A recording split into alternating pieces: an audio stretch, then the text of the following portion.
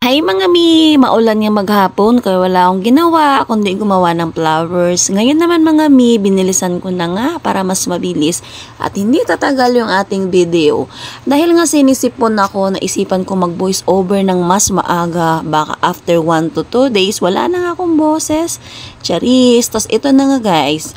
Ang ginawa ko nga, ayan, with matcha color. I think request kasi to guys ng aking client. Client? May client na ako ngayon. Charis. Ayan. Combination ng light yellow and matcha. So, tingnan nyo lang kung paano ko gawin mga mi.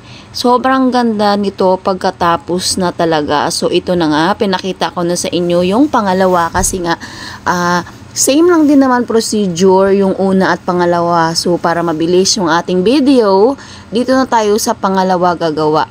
Yung una pala na ginawa ko is 8, yung kulay yellow. Itong matcha naman is 7. The total of 15 petals lang yung ginagawa ko sa aking flowers. Para medyo lumaki nga siya mga mi, ang gagawin natin is medyo i-open lang natin yung ating mga ribbon ng flowers na yan. Ayan. And then, ang ginawa ko nga is ididikit natin ulit ng glue stick. Ayan. Dandahan mga mi kasi nakakapaso talaga siya. Ilang beses na rin ako napaso sa mga beginners. I think mga mi beginners talaga ako kasi 1 month pa lang talaga akong gumagawa nito.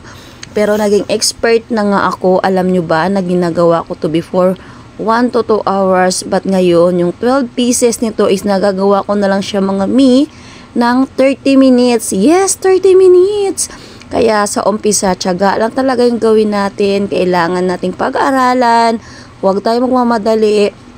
Pakiramdaman natin kung saan at kung paano diskarte ba yung gagawin natin para mapapabilis tayo dito.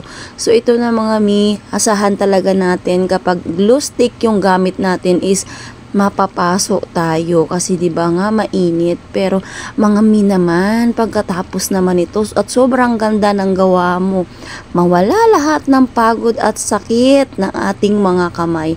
Mostly kapag yung ating mga customer ay sobrang na-appreciate at sobrang nagagandahan, sisipagin at sisipagin kayo mi tulad ko. Alam niyo ba mi na hindi sa pagmamayabang ay kumikita ako ng 5,000, yes mi. 5,000 dahil lang dito. So nagtatrabaho pa ako noon at ito na nga, pinag-aralan ko lang siya. Hindi ko naman nakalain mga mina na nagustuhan ko siya dahil plantita nga ako, so hindi mahirap sa akin gumawa nito. Parang naging libangan ko na lang siya hanggang pinag-reels ko na siya, hanggang sa ina-upload ko na nagugustuhan nga naman nila. So, ayun na nga, umu-order na sila ng paisa-isa hanggang sa naging marami na. Meron nga akong na-cancel na mga order dahil pagod na ako sa work, hindi ko na talaga kaya. Mi, ito na, pakita ko sa inyo yung sample ha.